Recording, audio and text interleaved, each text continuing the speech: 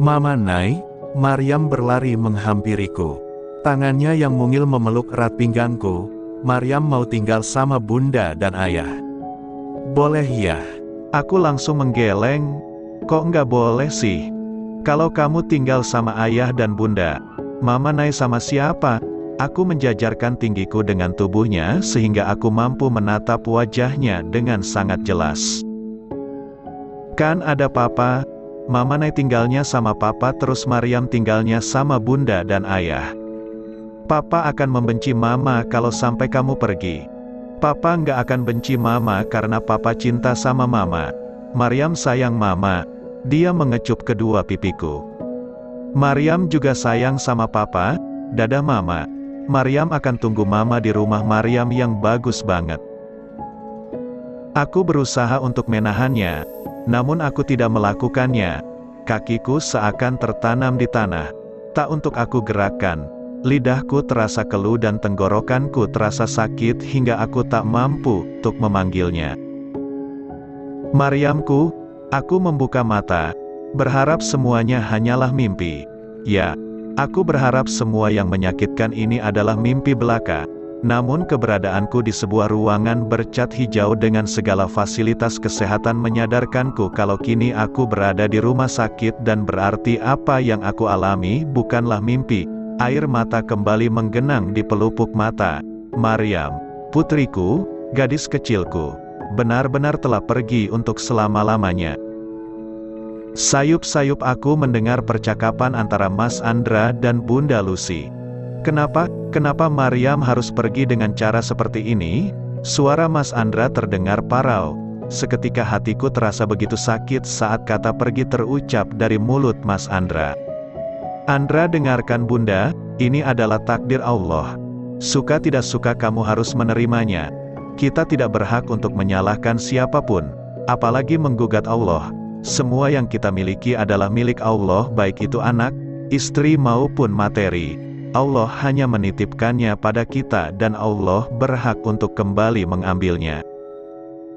Andai saja, jangan katakan kata andai, Andra, ingat kata Rasulullah, jika kamu tertimpa sesuatu, maka janganlah kamu mengatakan, seandainya aku berbuat demikian, pastilah tidak akan begini atau begitu. Tetapi katakanlah, ini telah ditakdirkan oleh Allah dan Allah berbuat sesuai dengan apa yang dikehendaki. Karena sesungguhnya perkataan seandainya akan membuka pintu perbuatan setan, jadi bunda mohon, janganlah kamu mengucapkan kata itu. Kita harus ikhlas menerima musibah ini. Tangis Mas Andra pecah. Aku langsung bangun dari posisi berbaringku. Aku ingin menemui Mas Andra. Aku ingin memohon maaf padanya.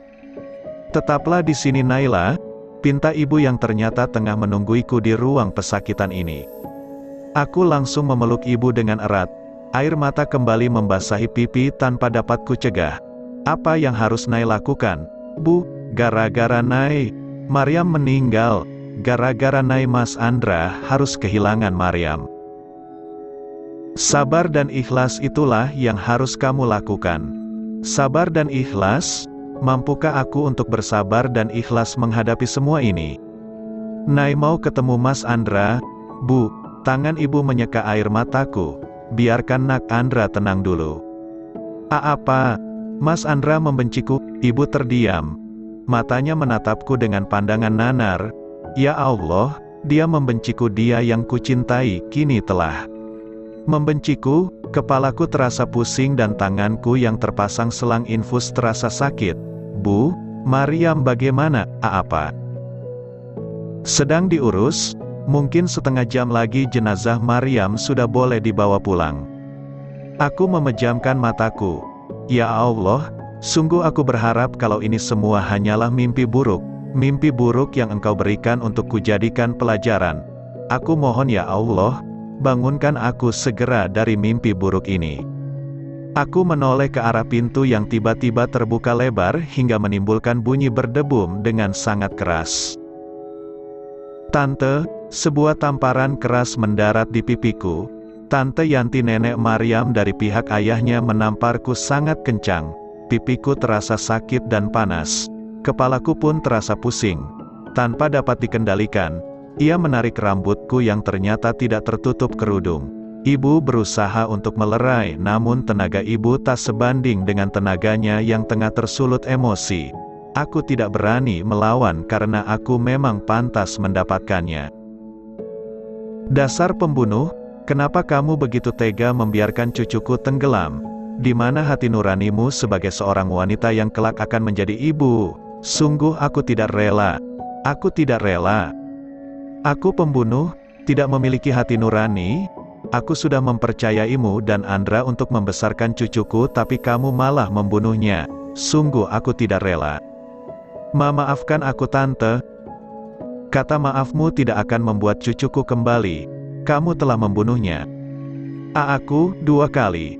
Tante Yanti kembali menamparku, hingga membuat sudut bibirku berdarah dan kepalaku terasa semakin pusing.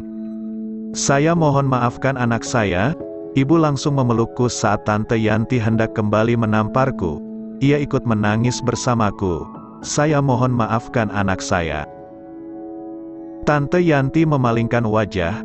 Dengan suara yang lirih dia berucap, dulu aku kehilangan putraku dan kini aku harus kehilangan cucuku. Andai aku tahu hal menyakitkan ini akan kembali menimpaku, sungguh aku tidak akan pernah membiarkan Andra mengambil hak asuh cucuku. Jangan salahkan Mas Andra, Tante. Mas Andra. Belum selesai aku mengucapkan kalimatku, Tante Yanti tiba-tiba menangis tergugu sambil berulang kali menyebutkan nama Ihsan dan Maryam. Ya Allah, aku telah membuat seorang nenek kehilangan cucu satu-satunya, tumpuan harapannya. Ampuni aku ya Allah. Ibu membelai pipiku yang berdenyut sakit dengan lembut. Kamu harus sabar. Aku mengangguk keluh. Bu, kalau nanti Mas Andra meminta untuk bercerai, apa Nay boleh pulang ke rumah? Kamu ngomong apa sih? Nak Andra nggak mungkin ngelakuin itu. Mas Andra sangat menyayangi Maryam. Pasti sekarang Mas Andra benci banget sama Nay. Nak Andra tidak akan menceraikanmu, karena sekarang kamu tengah mengandung darah dagingnya. Mengandung? Aku menatap ibu dengan tatapan tidak percaya. Aku mengandung. Kamu akan menjadi seorang ibu. Seketika celotehan Maryam kembali terdengar di telingaku. Maryam mau punya adik, Mama. Adiknya yang banyak ya. Berapa? 10. Bukannya kemarin cuma 3, kok sekarang 10? Biar kayak keluarga Halilintar. Maryam suka lihatnya. Maryam mudah sekali terpengaruh. Apa yang dia lihat pasti akan dia ikuti. Sekarang dia sedang suka melihat vlog keluarga Halilintar yang super kompak. Terkadang aku juga menginginkan anak sebanyak itu. Pasti akan sangat menyenangkan. Ibu Mama kok ngelamun? Maryam mau adiknya 10. Kebanyakan? Sayang, Mama nggak akan bisa ngurusnya. Ngurus? Dahi Maryam berkerut. Ngurus itu apa Mama? Ngurus itu seperti gantiin popok, gantiin baju, mandiin, ngasih makan, ngasih susu dan masih banyak yang lainnya. Kan ada Maryam. Maryam nanti bantuin Mama. Maryam jadi kakak. Siapa yang mau jadi kakak? Tanya Mas Andra ikut bergabung bersama aku dan Maryam yang kala itu tengah duduk di atas gazebo yang ada di taman belakang rumah. Maryam mengangkat tangannya tinggi-tinggi. Maryam mau jadi kakak. Memangnya kamu bisa jadi kakak, bukannya pakai baju saja masih harus dibantuin sama Mama Nay. Kalau mau minum susu juga masih harus dibuatin sama Mama Nay. Ibu Papa jahat. Pokoknya Maryam mau jadi kakak. Maryam jadi kakak. Maryam mau jadi kakak. Kalimat itu terus saja terdengar di telingaku. Ya Allah, sebenarnya apa yang engkau rencanakan?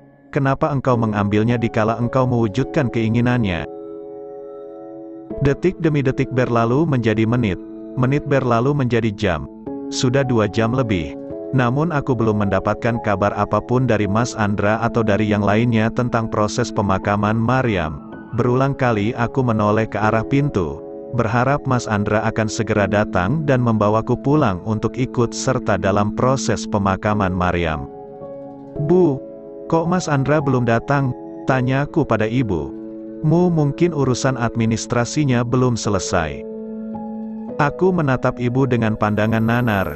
Ibu tidak usah menyembunyikan apa-apa dari Nai. Aku meraih tangan ibu yang gemetar. Apa Mas Andra tidak mengizinkan Nai untuk ikut serta dalam proses pemakaman Maryam? Ibu diam, tidak memberikan jawaban apapun membuat segala pemikiran buruk memenuhi kepalaku. Perlahan aku melepaskan infus yang terpasang di tanganku. Naila, kamu mau apa? Aku mau pulang. Bu, pulang kemana? Pertanyaan ibu membuatku terpaku. Jenazah Maryam sudah dipulangkan ke Jakarta. Tubuhku membeku. Aku tidak mengira kalau Mas Andra akan meninggalkanku. Mas Andra tidak mengizinkan aku untuk ikut serta dalam proses pemakaman Maryam. Jangan berpikiran buruk, Naila. Nak Andra melakukan itu karena kamu butuh istirahat.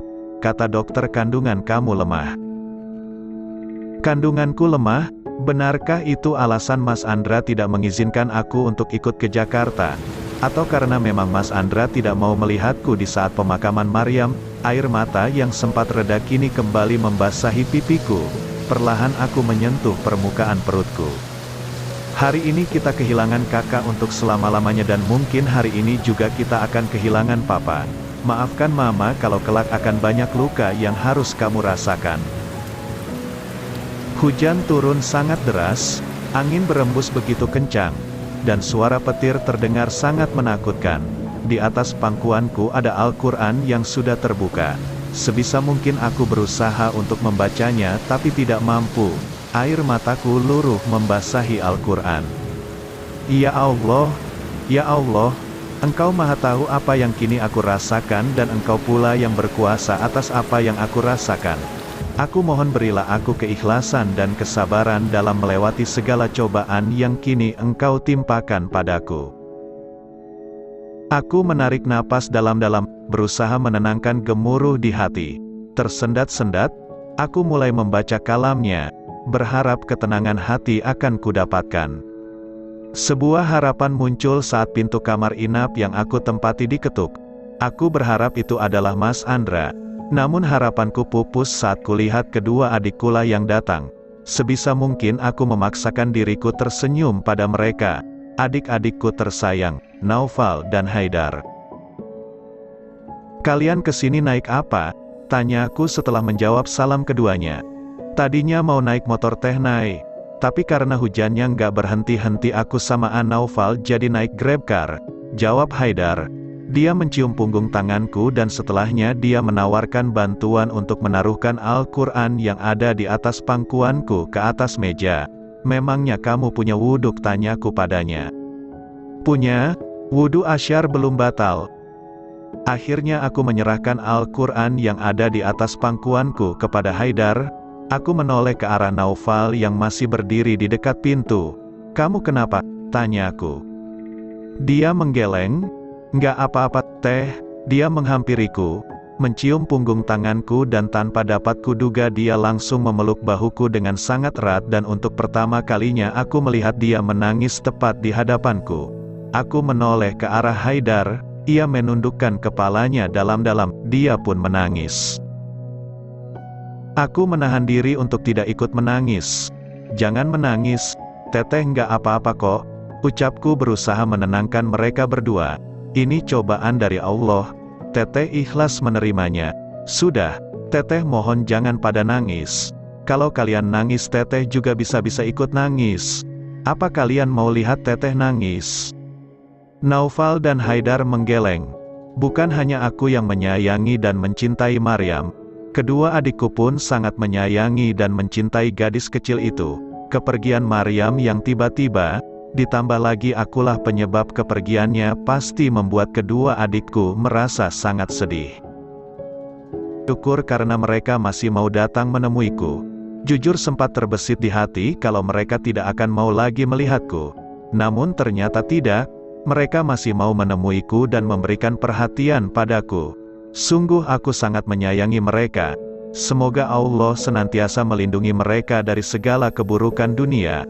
Aku tidak tahu apa yang akan terjadi di hari esok. Namun, satu yang aku harapkan, aku ingin dia yang kucintai mau memaafkanku.